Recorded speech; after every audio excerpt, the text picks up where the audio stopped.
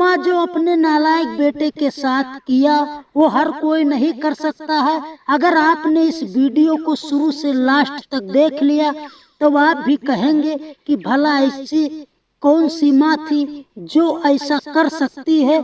तो आपको बता दूं कि ये कहानी एक माँ और एक नालायक बेटे की है।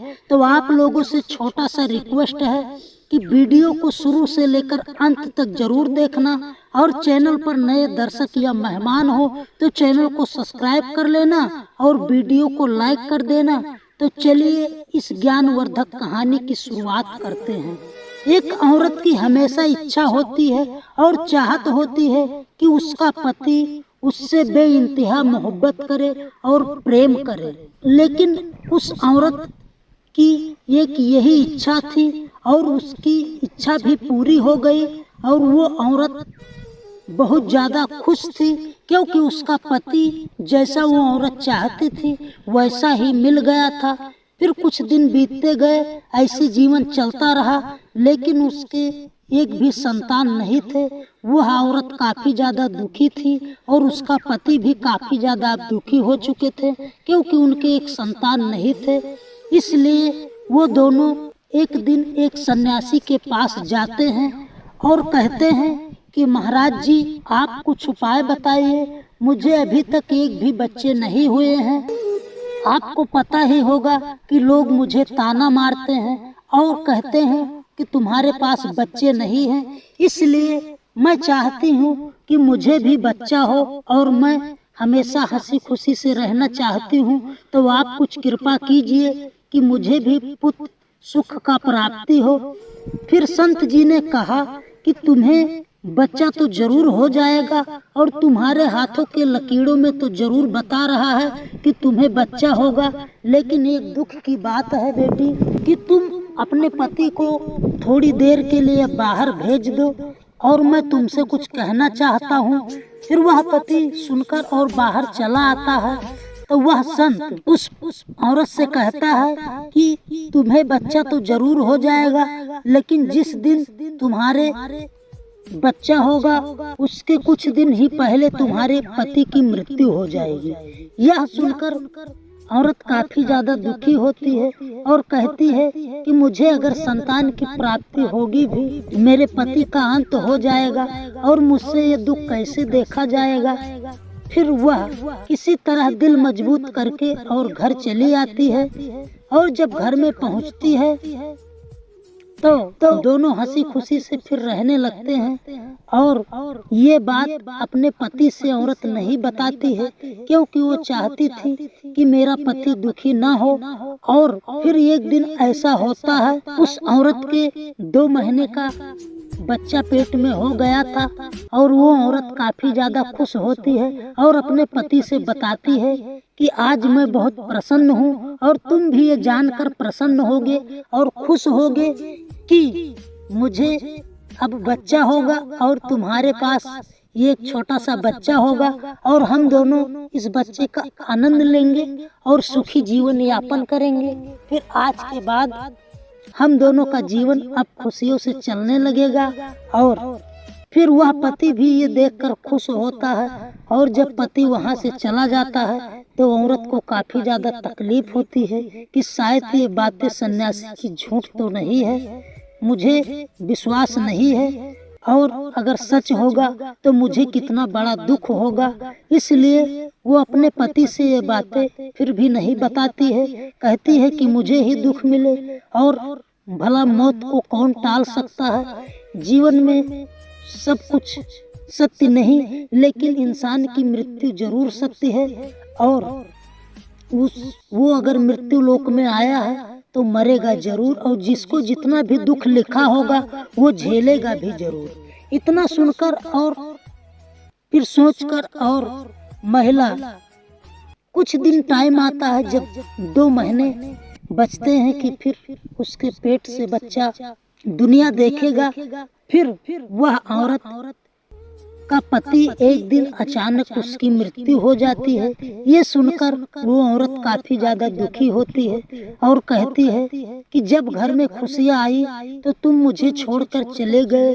काफी ज्यादा रोती है और फिर वो सोचती है कि अब रोने धोने से क्या होगा, किसी तरह दिल को मजबूत करती है और कहती है कि अब मेरा बेटा जो आएगा या बेटी होगा, मैं उसी के सहारे किसी भी प्रकार की जी लूंगी। फिर वह अपने पति की दाह संस्कार करवा देती है दिल को मजबूत करके। और फिर कुछ दिन के बाद उसके एक बच्चा जन्म लेता है जो लड़का होता है। फिर वो औरत काफी ज्यादा खुश होती है, कहती है कि आप छोड़कर चले गए, आज देखिए कितना खुशी की बात है, आज मैं कितनी खुश हूँ और तुम भी होते तो बहुत खुश होते। और सोचकर रोने लगती है। कुछ दिन के बाद वह लड़का धीरे धीरे सज्ञान होने लगता है और उस औरत का उम्र आधा से ज्यादा हो जाता है और वृद्धावस्था पर पहुँच जाती है। और फिर कहती है कि मेरा पुत्र अब सज्ञान हो गया है, क्यों ना इसका विवाह कर दिया जाए। अभी तक मैं उसको बनाती खिलाती थी, अब उसकी बहू आएगी, यानी मेरी बहू और उसकी पत्नी आएगी तो मेरा सेवा करेगी और मैं खुशहाल जिंदगी। भला इतने दिन तक दुखों में बीता है, पुत्र को खिलाना और बाहर भी काम करना बड़ा ही मुश्किल होता था और अब मैं चाहती हूँ कि अब मेरी बहू आ जाए और मेरा सेवा करे। फिर वो औरत अपने लड़के का शादी करवा देती है और जब उसकी औरत आती है तो उस बूढ़ी माँ की अनादर करने लगती है और अपनी सास का तनिक भी इज्जत नहीं करती है। वो चाहती थी कि मेरी सास मुझे बनाकर खिलाए और ऐसे कहकर अपने पति को अपने अंडर में ले लेती है और उसका पति एक नालायक निकल जाता है, यानी बूढ़ी माँ का लड़का नालायक निकल जाता है और वो कभी कभी अपने माँ को मारता और पीटता भी है। और वो पति पत्नी दोनों कसम खाए थे कि दोनों साथ जिएंगे और साथ मरेंगे। फिर एक दिन ऐसा होता है कि वह औरत सास को चाहती है कि ये घर से निकल जाए, इसलिए काफी ज्यादा शिकायत कर देती है। और फिर वह लड़का आता है और अपनी माँ को काफी ज्यादा पीटता भी है और कहता है घर से निकल जाओ। फिर वो औरत काफी ज्यादा दुखी होती है और रोने लगती है, कहती है कि जिसको मैं इतनी खिलाया और पिलाया, इतना बड़ा किया, जिसके सहारे मैं जिया, आज जो मेरा सहारा तोड़ रहा है। हे भोलेनाथ, हे भगवान, आपने ऐसा क्यों कर रहे हो जो मुझे इतना ज्यादा दुख दे रहे हो। मैंने आखिर इस दुनिया का क्या बिगाड़ा है और मैंने कौन सा पाप किया है।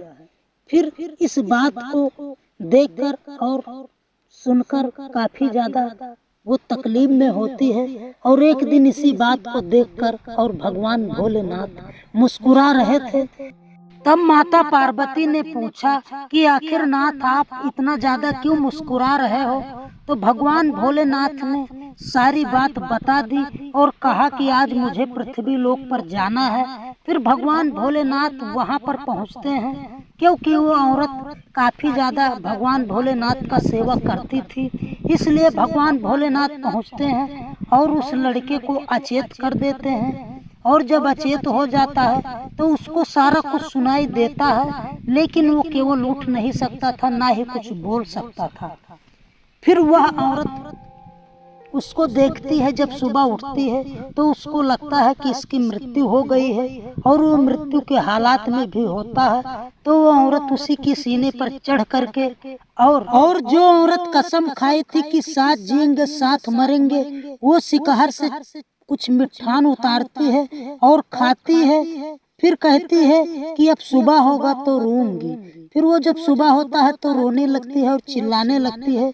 तो आस पड़ोस के लोग इकट्ठा होते हैं और उसके माँ को जब पता चलता है तो वो पहुँचती है और सर पटकने लगती है, कहती है कि हे ऊपर वाले, आपने मेरे साथ क्या किया। पहले पति को छीन लिया, अब मेरा सहारा एक बेटा था उसको भी छीन लिया।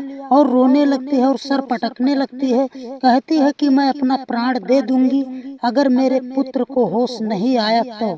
फिर वहाँ पर वो संत जी पहुँचते हैं भगवान भोलेनाथ जो संत का रूप ले रखे थे और वहां पर पहुंचते हैं और कहते हैं कि मैं इस पुत्र को जरूर जीवित कर दूंगा, लेकिन मुझे दान में 3 उंगलियां चाहिए। जो अगर इसकी पत्नी मुझे 3 उंगली दे देगी तो मैं इसको जीवित कर दूंगा। फिर उसी गांव के कुछ लोग आते हैं, कहते हैं कि ये अपने पति से बेइंतहा मोहब्बत करती थी, उंगली जरूर दे देगी। संत के पास उसको बुलाते हैं और कहते हैं कि अब तुम अपना 3 उंगली दे दो, आपका पति जीवित हो जाएगा। फिर वो औरत कहती है कि मैं अपना 3 उंगली से नहीं दे सकती, क्योंकि समाज मुझे लोला कहेगा, इसलिए मैं इनको 3 उंगली नहीं दूंगी। फिर यह सुनकर उसकी माँ दौड़ते हुए और रोते हुए आती है और कहती है, हे संत जी, मेरे प्राण ले लीजिए, लेकिन मेरे पुत्र को बख्श दीजिए, उसको जीवन दान दे दीजिए। ये सब वो लड़का देख रहा था और सुन रहा था कि जिस पत्नी से बेइंतहा मोहब्बत करता हूँ, आज वही अपना 3 उंगली देने से मना कर रही है। और मेरी माँ, जिसका मैं इतने दिन तक अनादर किया, वो अपना प्राण देने के लिए तैयार है। फिर वह संत कहते हैं कि मैं तुम्हारे इस बातों से बहुत प्रसन्न हूँ, तुम अपना जीवन देना चाहती हो और उंगली देना चाहती हो, लेकिन मुझे किसी चीज का जरूरत नहीं है। अब तुम्हारा पुत्र जिंदा हो जाएगा और जीवित हो जाएगा। फिर वह संत उसको एक जल देते हैं, कहते हैं कि जाओ तुम अपने पुत्र पर छिड़क दो। फिर वह संत की जल लेकर और जाती है और अपने पुत्र पर छिड़काव कर देती है। फिर उसका पुत्र उठकर और बैठ जाता है, फिर अपने माँ के गले लग जाता है और कहता है कि माँ का प्रेम निस्वार्थ है और माँ के बराबरी संसार में कोई नहीं कर सकता, और ना ही जो माँ कर सकती है वो हर कोई कर सकता है। और तुमने मुझे जीवन दान दिया है और मैंने तुम्हारे साथ इतना बड़ा नाइंसाफी किया है और पत्नी को पूजा है, लेकिन पत्नी ने मेरे ही सीने पे चढ़ कर के और मिष्ठान खाया है। जो कहती थी मैं तुम्हारे लिए जान दे दूंगा, आज 3 उंगली नहीं दे पाई। इसी बात को कहकर और अपनी पत्नी को भगा देता है। फिर वो पत्नी काफी ज्यादा रोने लगती है और सुधर जाती है। फिर तीनों हंसी खुशी से रहने लगते हैं। और ये कहानी आपको कैसी लगी कमेंट में लिखकर जरूर बताना, और चैनल पर नए दर्शक या मेहमान हो तो सब्सक्राइब कर लेना ऐसे ही वीडियो देखते रहने के लिए। वीडियो को लाइक कर देना। फिर मिलेंगे अगली वीडियो में ऐसे ही कहानी के साथ। जब तक के लिए प्यार पूर्वक प्रिय दर्शकों, धन्यवाद।